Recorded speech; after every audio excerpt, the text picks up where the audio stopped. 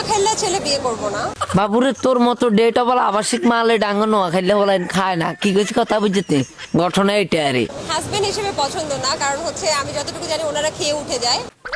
বাইরে নোয়া খাইলে কেন খাই উড়ি যা কিলে হেতাগো আঘাত হচ্ছে আর তুই কেন আগে হসি উড়ি যাস কিলে তুই কখন বই থাকতে আরস না লেট পেনে অ্যান্ড আসলে সত্যি কথা বলতে নোয়াখালীর আমার কাছে মনে হয় একটু স্বার্থপর হয়।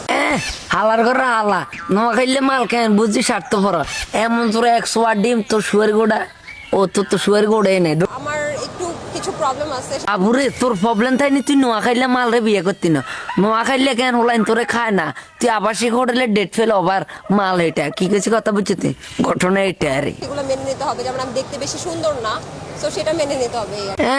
হেতে বেশি সুন্দর নয় আর যে সুন্দর হইলে কেন কি একটা অবস্থা যে হেতে করিয়ালে তো মানে একটা হাগল দৌড়াই দিছে না কি হাগল খায় না নোয়া খাইলে হলেন যা বেশি আবার সো আমার খুব সরি, এটা আমি জানি না কিভাবে নেবে। আমি সরি সবাইকে। বাইরে সরি কই লাভ নাই এই বাংলাদেশের সরি যে পয়েন্টটা কেন মানছে বার করছে আজকে কেন কঠিন কঠিন অন্যায় করে সরি কে মা পাই যায় কিন্তু আমার কাছে তো তুই মা পাতি না বাট আমার খুব ইচ্ছা ঘর জামাই হবে।